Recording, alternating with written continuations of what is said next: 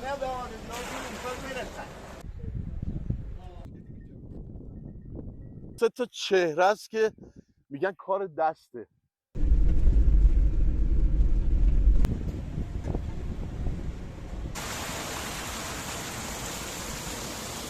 سفره 7 سینه تخم مرغ و اینها رو جمع میکردم به خاطر بچه‌ها که حالا میخوان بیان عیدی. همون موجود 350 سال خدمتشه.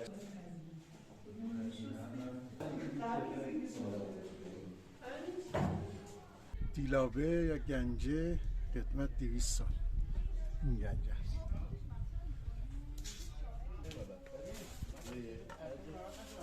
غذای امروز آبگوشت ما اینم در میزی سرای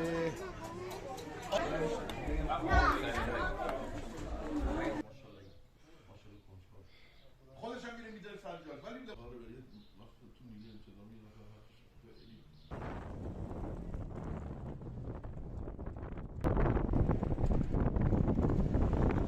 و اینم باربوده که با کلاه مخصوصش مخلصم. دنبال پت میگردیم از همون 999 کاروان سرای صفویه است که اینجا ساخته شده. سقف‌های هلالی بلند.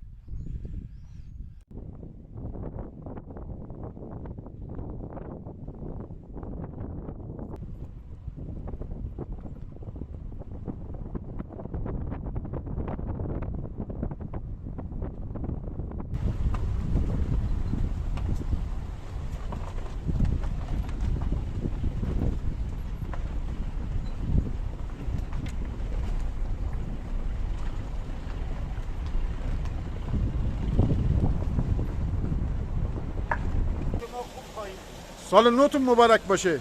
خواهش میکنم. به به. همه به آرزوهاشون امسال میرسن. خاطره هاشون، شاهده هاشون. آب پاشی میکنی و همین میکنیم. نیو میکنی در واقع.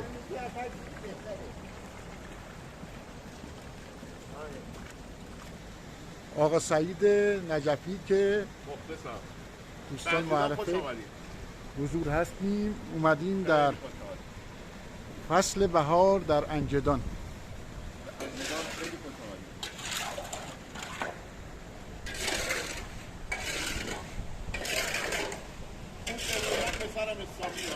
آره اینم سامیه پسر بزرگه آقا سعید. سعید جان برنامه چیه؟ ارزم به حضور شما میریم سرچشمه. بله. از سرچشمه اونجا یه چیز میکنیم. دیروز تمیزش کردیم قشنگ سرچشمه رو شستیم بریم ببینیم هنوز تمیز هست یا نه. بعد از اونجا میریم طرف صابر طرف محله پایین با گوسفندا طرف گرگروه.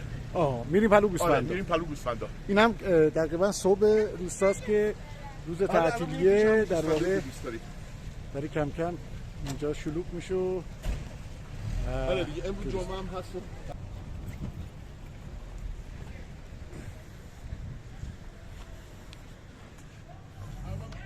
Music for you. و اینم باربوده که این دفعه با ما. سلام باربود.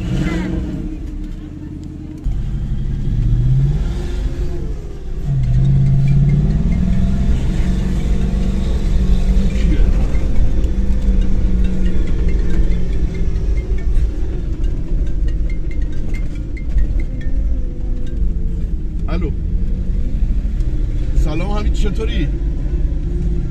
قربونت شما خوبی؟ چاکرم همچنین. کیومرثان خوبه؟ قربونت منم خوبم خدا رو شکر. کجایی چیکار میکنی؟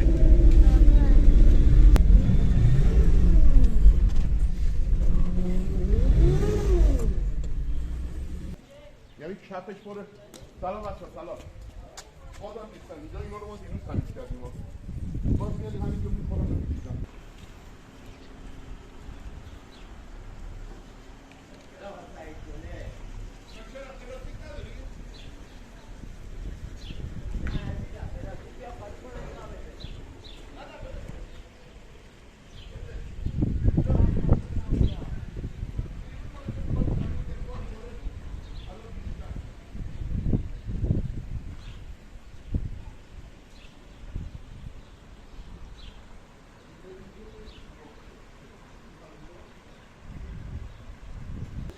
you have to push the button and keep it.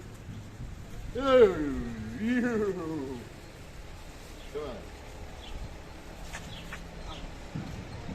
Come on. بیا اینجا.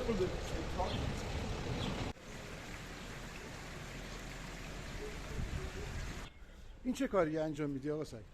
چی داریم زباله ها رو جمع میکنیم. خب نه بده من. مردم عصبانی میریزن نباید بشی. شما جمع میکنی. آره مردم میریزن ما جمع میکنیم. دیروز هم کلی جمع کردیم ولی باز آمدن ریختن.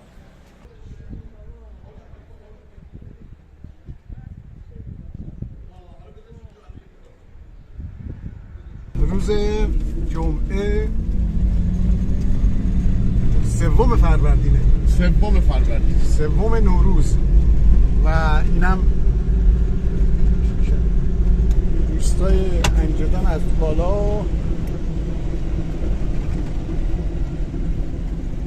میریم گرگرو جایی که داریم میریم گرگرو چشمه آب بوده قبلا حالا نمیدونم هست یا نه. بعد گوسفند بیابونی داره دیگه، صنعتی نیست، یعنی تو بیابون بله میچرن.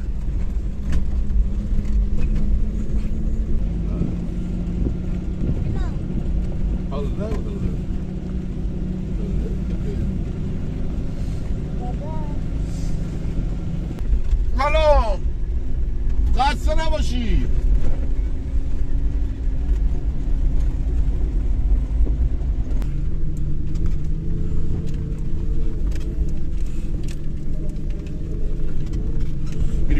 آره دیگه بیابون سبز کرده، بارندگی خوبی هم بوده و برای گوسفندا خوبه الان. آره نه بارندگی خوبی بود خدایش چند بوده.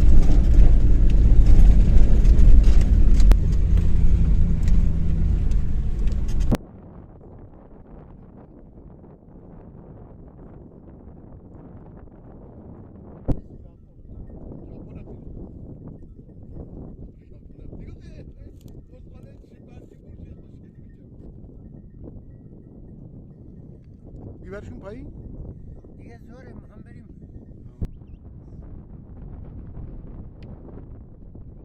عرضم موضوع شما این 3 چهره است که میگن کار دسته و دقت کنین مشخصه، یکی سمت راست و وسط و سمت چپ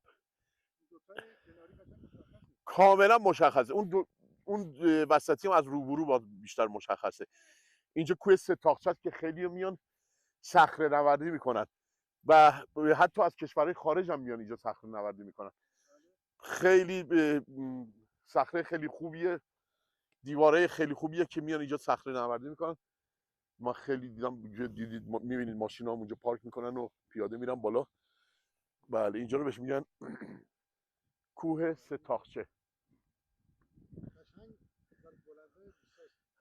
در دقیقاً بالای روستاست و اون 3 تاقچه هم حتی میگن کار دسته، تاقچه های برعکس. آره به صورت دستی کندن. خیلی سال پیش، البته هزاران سال پیش میگن.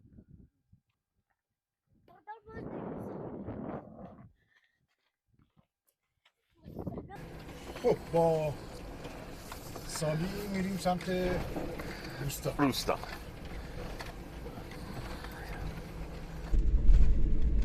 خدا قوت سال نو مبارک.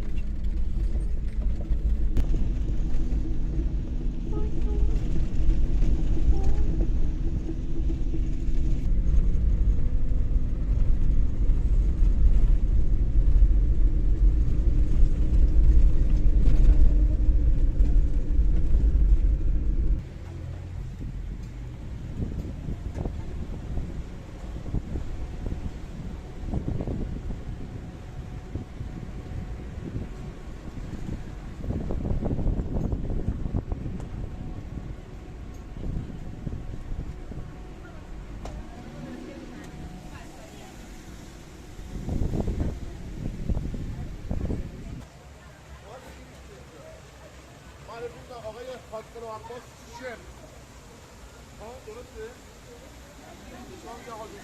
بله دیدیمش.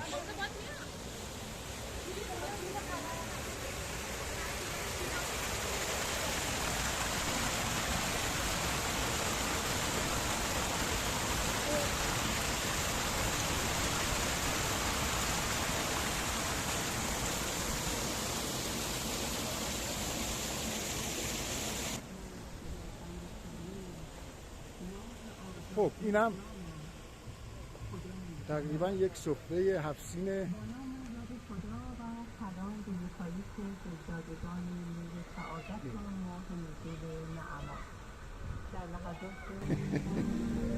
خب اینجا رو ما یک بار دیگه درود بر شما. احوال شما خوبین؟ سلامتین؟ سال نو شما مبارک باشه. چه خبر؟ چرا تغییر کردی؟ آره. خب اینجا رو که ما اومدیم قبلا ولی خب عیدانشو الان میایم میگیریم. خب به به به به. و چیزی که این دفعه اضافه شده فکر کنم قبلا هم بود پرتر شده کتابه. این اتفاق خیلی قشنگیه توی یک روستا و گذشته از این که در محصولات کشاورزی بومی اینجا دیده میشه کتابم در کنارش هست. خوبی آقای محمدی؟ سال نوتون مبارک. قربون شما. مرسی که باز موزه انجدان رو انتخاب کردین امروز برای گزارش.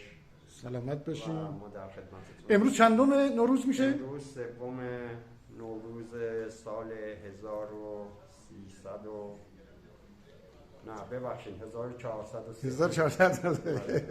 ما میدونی چون فضای قدیمیه همش کهن و تاریخ و ما رفتیم یک قرن پیش.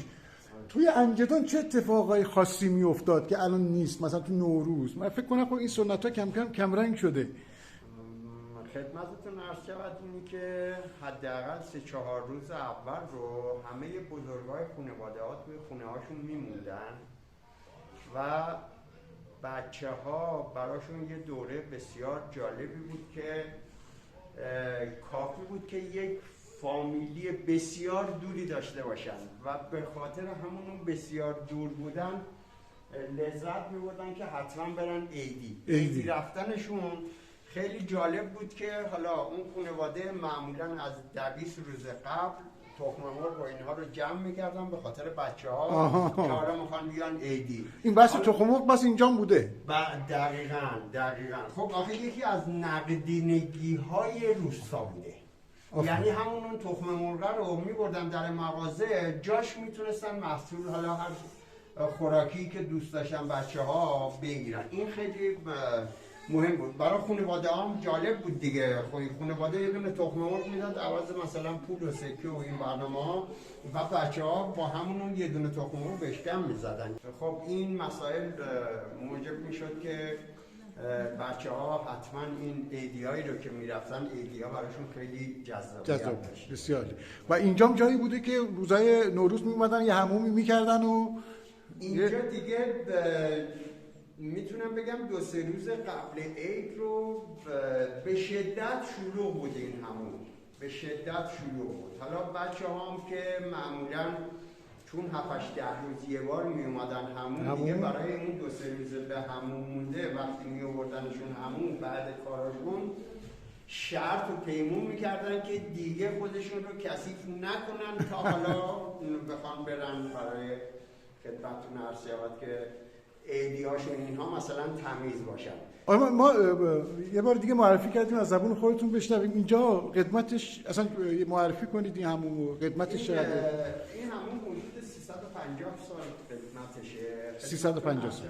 اینجا حالا موقعیتی که ما هستیم در یک موقعیت یک قلعه قرار داره که همون هم توی اون قلعه بوده. خب چون انجدان 3 تا دونه همون داشته الان این همون که الان در موقعیت محل بالاست این تنها سالم مونده از حمام‌های تاریخی اینجا. بله. و خدمتتون عرض شود که خوبی و جالبی این حموم اینه که استاندارد تمام حمام‌های ایرانه. یعنی حالا 4 تاقی بودنش و 4 ستون بودنش. بله. اینها و جالبش اینه که ما سیستم گرمایش از کف این حموم رو اینجا حفظ کردیم و به نمایش گذاشتیم که یکی از جذابیت‌های این موزه‌های ماست و موزه ماست و این حموم‌های خدمتتون عرض شود بعد تبدیل به موزه سنتی کردید دیگه، موزه بله سنتی اینجا روستا. البته حالا ما شاید اینجا چیدمانمون به نظر بعضی بازدید کننده ها بسیار کم باشه، ولی چون خود همون پتانسیل بسیار بالایی داره. خود همون بله. خب بر این اساس ما سعی کردیم چیدمان کمتر باشه تا جلب توجه بازدید کنندمون بیشتر روی فرهنگ و تاریخ حمام ها باشه. آره محمد، یه داستان جالبه برام این روستا خب تقریبا الان خب بزرگتر شده، قبلا خب کوچیک‌تر بود، نمیدونم حالا هر چقدر این روستا همون به این بود. حالا شما میگید 3 تا همون بوده. حالا ما همینو اگه در نظر بگیم همون به این بزرگی چقدر جالب چه جوری بوده، یعنی اون موقع رونق بیشتر بوده اینجا. خدمتتون عرض شود که یه دوره رو تا 1500 نفر مثلا انجدان میگن داشته. حالا توی شاید مثلا تا زمان صفویه خیلی بیشتر از این بوده، چون اون موقع در اصل امامان اسماعیلیه هم در انجدان بودن، احتمال زیاد خب سکنه خیلی بیشتر بوده. اما انجدان این منطقه که ما الان هستیم شاید خیلی سالش بالا نباشه، شاید مثلا 500 سال یا بله. 600 سال، اما اصل روستای انجدان در اصل طرف محل پایینه، یعنی اونجا قدمت بسیار بالایی داره که دیلمیان اونجا بودن که اصلا حالا حسینیه بله هست و خدمتتون عرض شود که یعنی در واقع بعد از علمود مقر اصلی اسماعیلیان اینجا میشد دیگه، یا همزمان هم بود؟ حالا اگر بگیم که یکی از مقرهاشون خیلی بهتره، بله. که بگیم حالا چون اسماعیلیه در سطح ایران پراکنده بودن، بله. همه ایران رو میشناختن، کوهستان و خراسان بودن. انجدان رو شاید به لحاظ موقعیت سوهر جیشیش خیلی رواجی داشته براشون موقعیتش و خب حالا چون این منطقه گیاهان دارویی زیادی هم داره و اونها کیمیاگر بودن، برای این اساس اونجا یکی از خاصگاه‌های بسیار مهمشون بوده. حالا امنیت هم خیلی میتونه مهم باشه براشون که موقعیت امنیت هم در نظر گرفت. این خزینه بوده؟ اینجا خزینه این همومه که تا این پایه رو بهش میگن سنگ پاسبی. در اصل آب از اون مجرای سفالی که می اومده بله. تا لب این پر آب بوده. بعد زیر اون ظرف مسی که کف خزینه است هیزم روشن میکردن، هیزم میسوزوندن تا آبی که تا سطح اینجاست داغ بشه. یعنی از جکوزی میخوام بگم آبش خیلی داغ‌تر بود، صبح اول وقت حتی جوش بود. و این سیستم گرمایش از کف فکر کنم الان تو معماری الان فکر می‌کنم خیلی جدیده، ولی ما قبلا داشتیم جناب محمد این سیستم. حالا الان من جدیدا مثلا شوفاژها رو از کف می‌کنم میگم آقا گرما از کف بیاد، حالا توی سیستم گرمایشی ما قبلا یعنی در واقع این معماری رو داشتیم. یکم براتون برسونم که این سیستم گرمایش از کف که الان هست این یک استفاده فوق بهینه از انرژی. بله. یعنی از دود و گرمایی که می‌خواسته از توی دودکش ها خارج بشه و بلا استفاده میمونده، این رو منتقل می‌کردن میومده این کفا گرم شده. این رو میخوام بگم که الان خیلی ها میگن آقا ما پکیج داریم یا گرمایش از کف داریم، یعنی هر سه تا انرژی آب و برق و گاز رو استفاده میکنن تا کف رو گرم کنن.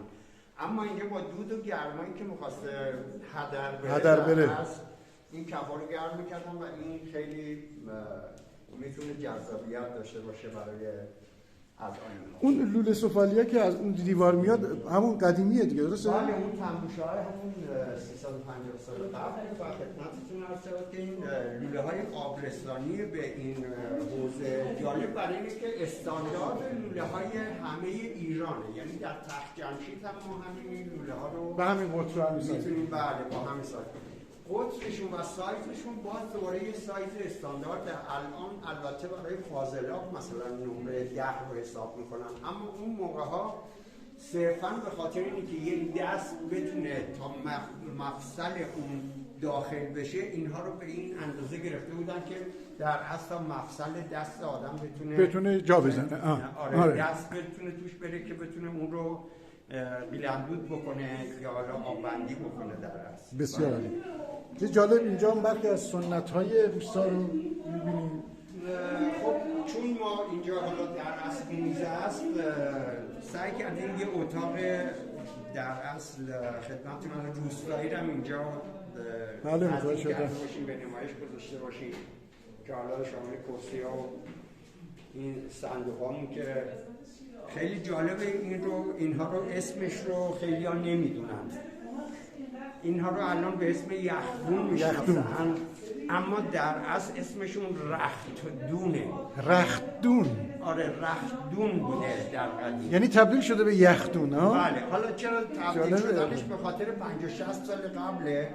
50-60 سال قبل که یخچال اینها نیامده بود هنوز، تو اینها یخ نگهداری میکردن، چون کمدهای دیواری و کمدهای ایستاده اومده بود دیگه از اینا استفاده نمی‌کردن برای اون جای لباسشون، استثنا اینا رو چون دو جداره بوده برای یخ استفاده می‌کردن و خیلی جالب بوده که یخ رو نگهداری می‌کردن. بله اون شاید حالا روایت یخدون و رختون هم شباهت هم جالبه. آره. نو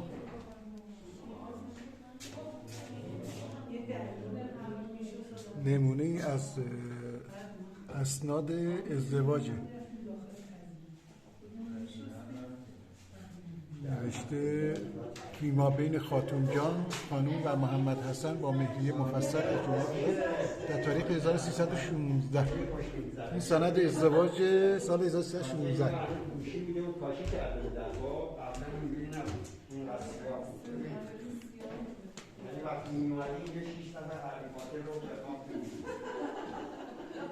اینم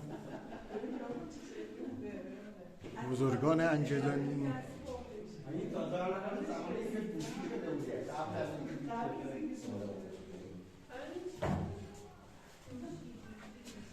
و این سفره های قدیمی.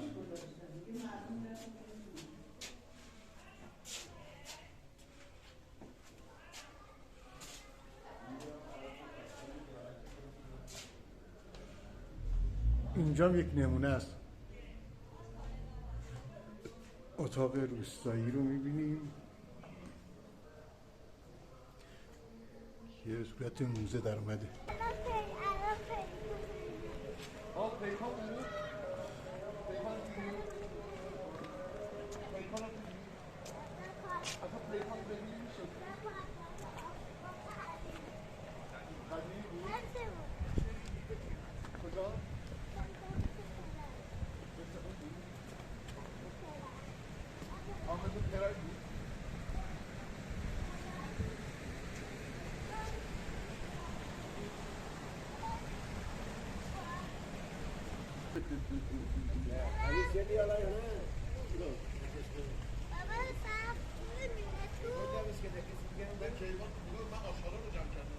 With me, okay?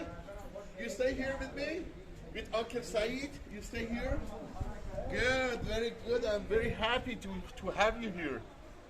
I'm very happy to have you here, my friend. I'm very happy to see you. But you shouldn't lie, you know? When you are sick, you have to say, I'm sick. You shouldn't say, I'm 8. Everybody wants to stay young. You want to get old? No. Jonah. Barbara. Yes.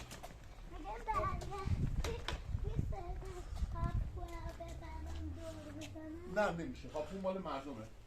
You have to speak English with me. I don't understand what you are saying. Speak English, please. درود بر شما. حال شما خوبه؟ به بفرمایید. دستتون در نکنه.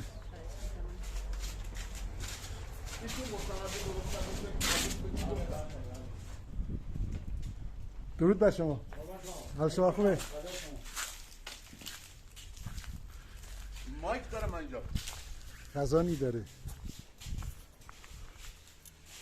اصلا شما البته ایشون شاعر هستن آقای محبی و شعرهاشون هم خب اینجا به نمایش گذاشتن. یه مقدارش رو می‌بینید. بسیار انسان بازوقی هستن. و فرمودید با جناب آقای محبی. محبی. بله. با خاندان محبی اینجا بزرگ هستن. همشون هم از دوستان خود هستن. الان کجا تشریف دارن؟ الانشون کانادا هستن. کانادا هست. بله 6 ماه اون برن 6 ماه این. بسیار عالی. چه خونه زیبایی. بسیار زیبا، بسیار زیبا.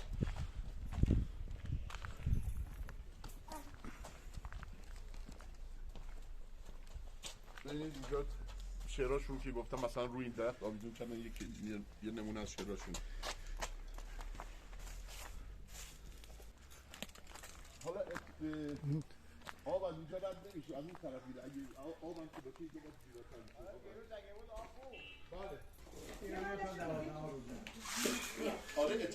اینا دیگه برخی از ابزارالات کشاورزی و ترازوی قدیمی و صندوقچه های قدیمی اینا هم برای قالیبافی و نخریسی و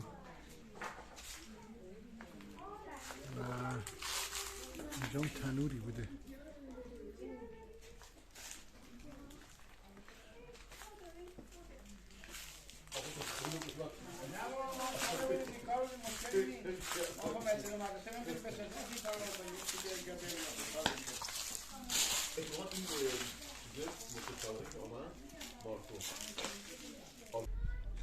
دیلابه یا گنجه خدمت 200 سال. این گنجه است.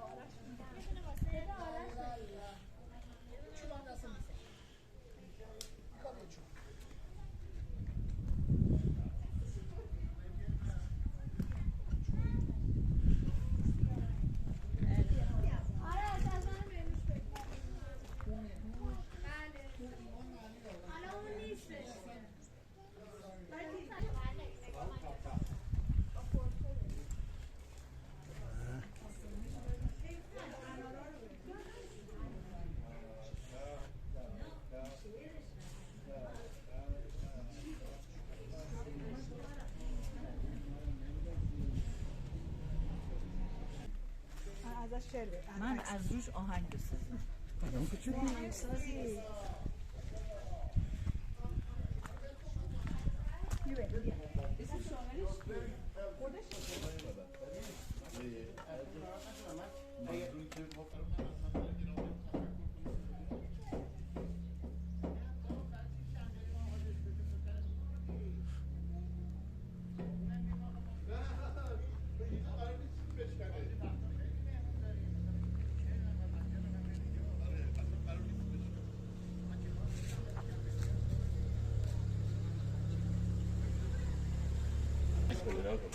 چیه؟ بله چی میگی؟ سلام سلام مخلصم محمد جان، فدات بشم. قربونت. الان تازه داره میاره. به چه روزی انداختی خودتا؟ نگاه کن. لباسی هم تنشه. آره به خودت آره نه بیا نرو اونجا. بریم داخل تا نگرفتن جا بعد بیدون. آره برید داخل برید.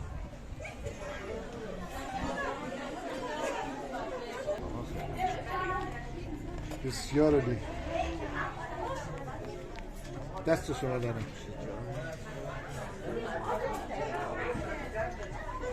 خب مشهور اینا چیه؟ اینا چیه؟ سعید جان اینم غذای امروز آبگوش ما، اینم در میزی سرای آره دیگه برای همه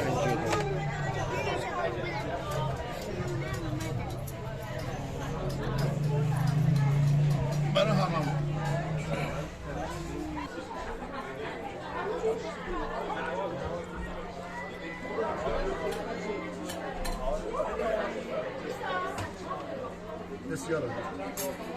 این همون تریت کردن نون در آبگوشت معروف انجدا. ایشون دارن تریت میکنن و اینم دیگه با این سبزی خوردن حالا از این دو خدا چیه؟ خدا سیب زمینی اوه برا داره رد میشن برا روی موزیک میذاری؟ نه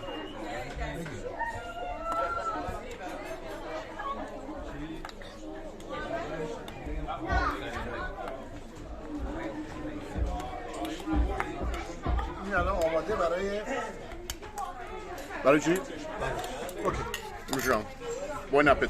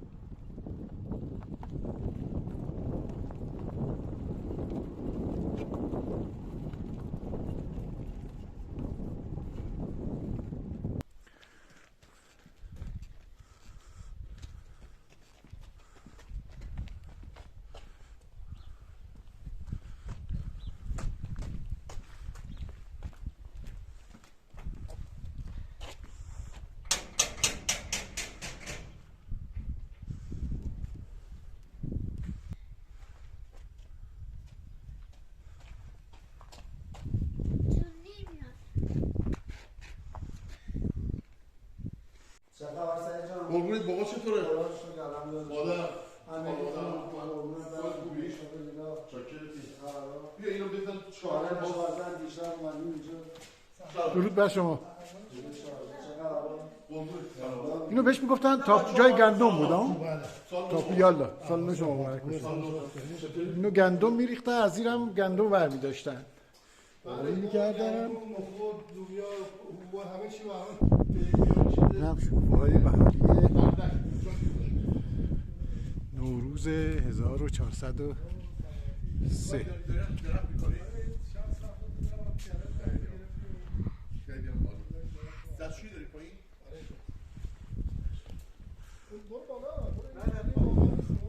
آقا خیلی زیبا ساختی بعد اینو بیاین صحبت کنیم برام تازه ساختین اینجا رو؟ این تقریبا 5 ساله 5 ساله 5 ساله بعد چی شد که فکر کردین که اینطوری بسازین؟ خب من دوست داشتم از اون بچگی خونه سنتی دوست داشتم اینجا هم ملک پدری بود ملک پدر بزرگم اینا بود یه چیزی بود 40 50 سال خالی بود تخریب شده بود ما می‌خواستیم همون رو بازسازی کنیم از میراث این کارشناس خوردیم گفتن دیر شده بود دیر گذشته تخریبش بیشتر زیاد بود بعد کلا خاک برداری کردیم یه شمه تقریبا از همون بنا نه بله تقریبا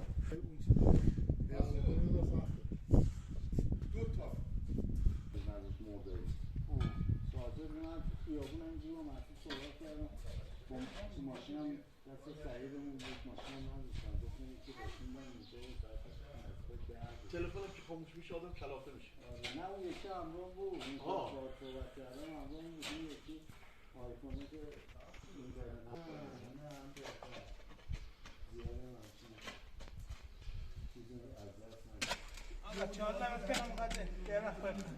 درخت میکاری ها؟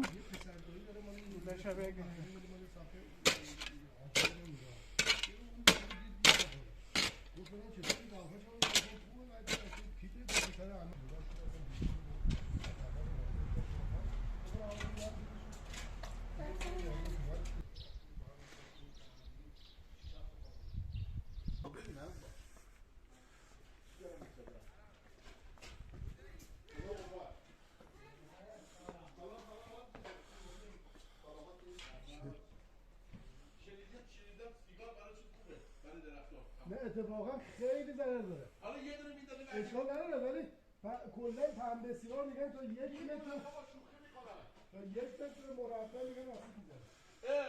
حالا برش میدم. نه این که داری نشده کلی گفته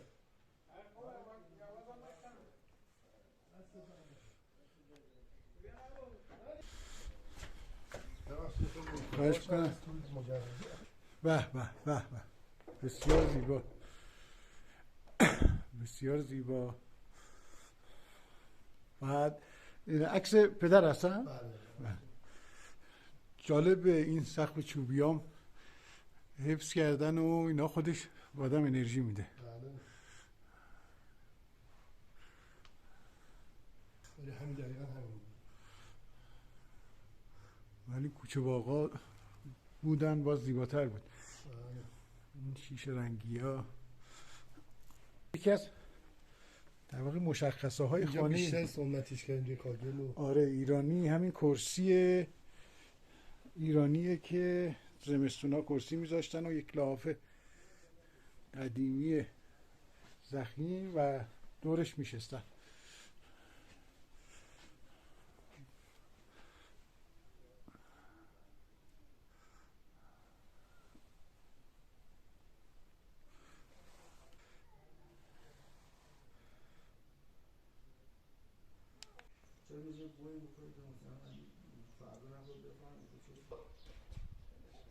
اونا مال آتیش زدن بعد اینجا خیلی ماشاءالله کنجکاو خودش هم میره میذاره سر جاش ولی لباساتو کثیف میکنه. عکس بگی فیلم بگی بهش نشون بده. اصلا چی رو انگلیسی شماره؟ شو برای چی؟ آقا من آره ولی وقت تو میلی انتظامی خیلی رسیده بودم رفیقونم حسن رفیق تو مشهد بعد رفت آقای مشهد 2 روزه ماشینش رو گرفت اونجوری. الان من خودم تلفنم یه شارژ کم میشه بعد که با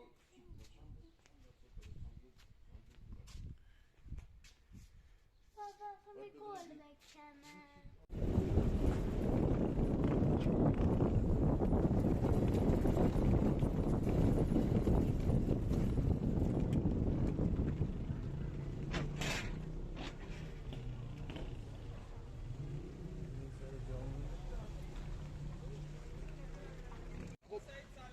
سلام مخلصم، حال شما؟ چاکرتم. چطوری شما؟ سلام حال شما؟ خوبین؟ در خدمتی.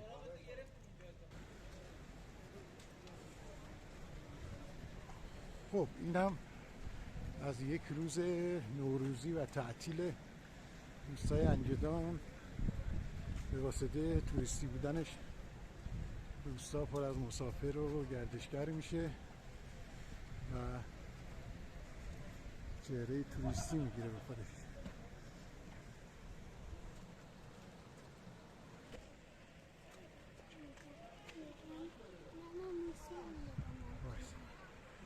اینم باربود. سلام باربود. کجا اومدی باربود؟ بیا اینجا با چی اومدی؟ باش از تهران اومدی؟ آفرین. اینم چشمه اینجا.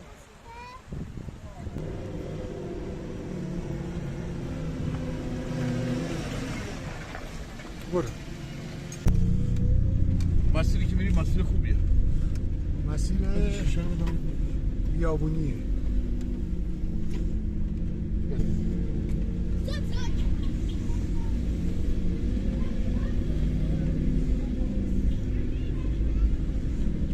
همه به واسطه این آب دور هم جمع شدن. دقیقاً.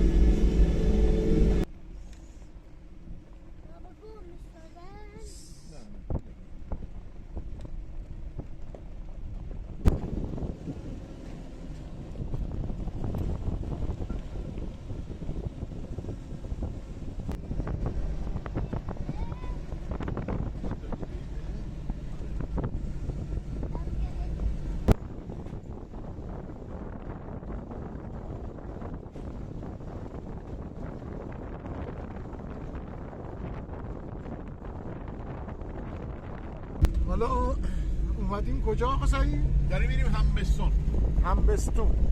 آره همبستون در واقع بیابون یه چشمه یه قناتیه که اونجا یه مقدار زمینای چیز هست، باغ و اینا هست که مال انجدونیاست. تو بیابونا و دل کوه هست. بله اون بره کوه پشت کوه.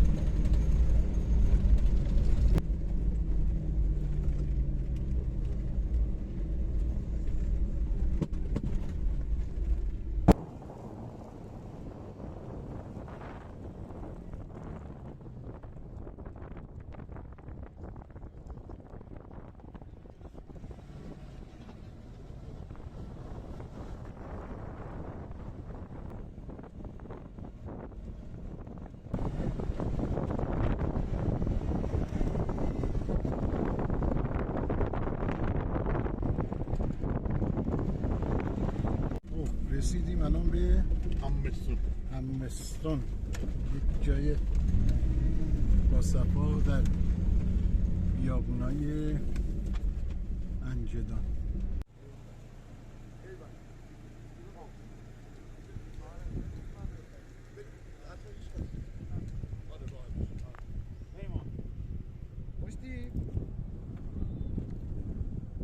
یه موتور باید بریم بگیریم،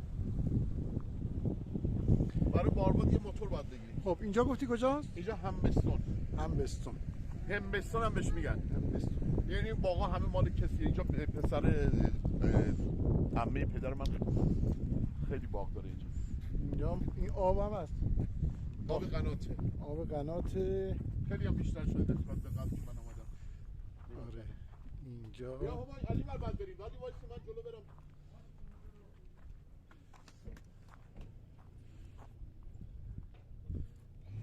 نه تو رو خدا اینا نه.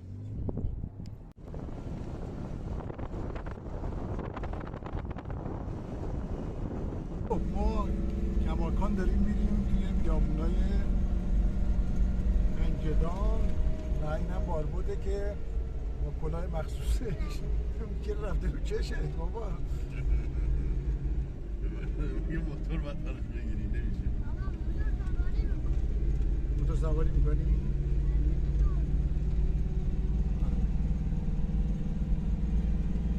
نه محسنی مخلصم. خیلی انجامه.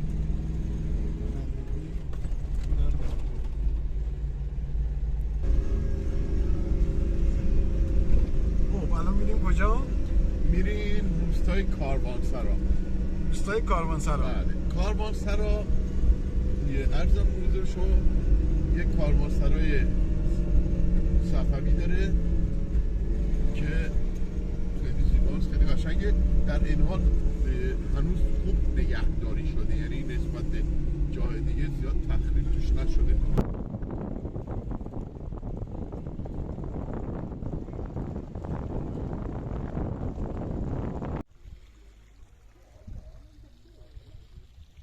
این از همون 999 کاروانسرای صفویه است که اینجا ساخته شده.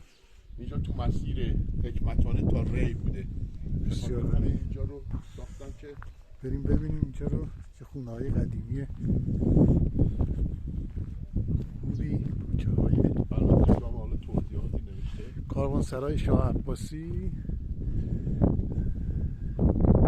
در روستای کاروانسرا و در مسیر مقسوم به راه شاهی. شهر ایوانی ساخته شده، رعایت تقارن و الگوی معماری کاروانسرای های دوره صفوی از ویژگی های این بنا است. از مصالح سنگ و آجر و ملات و گچ ساخته شده. بسیار عالی.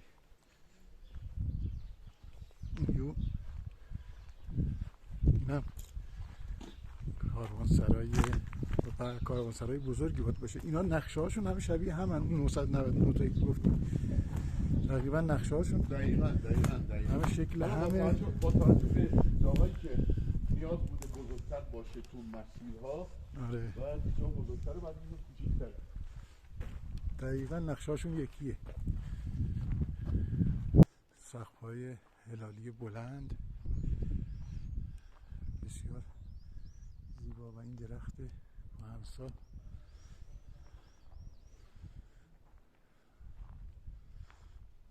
حالا بریم یک اینا داخلشون هم ببینیم. تقریبا سالن هم شبیه هم بود باشه. من یکم نور بدم.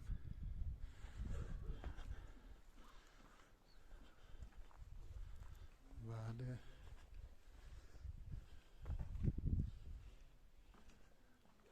بازم احتیاج به نور داریم.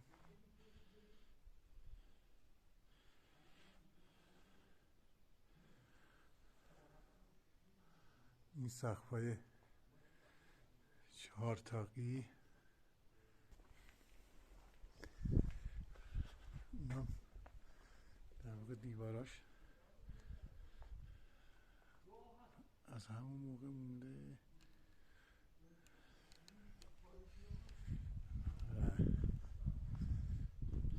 معماری بی‌نظیری داره.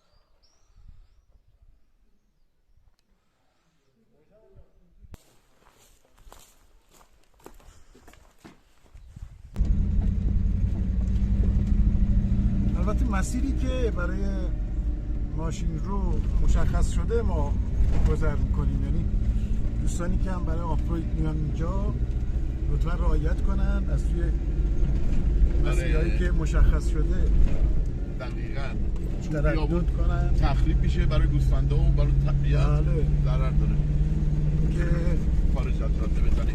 خارج از جاده بچرخن برای طبیعت مفید نیست و امیدوارم که رعایت کنن. آب چشمه که از دل کوه میاد بیرون.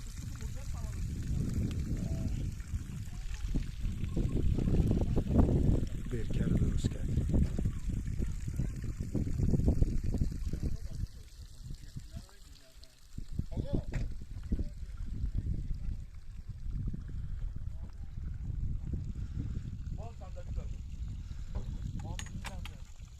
برای اینجا بهتره نیست؟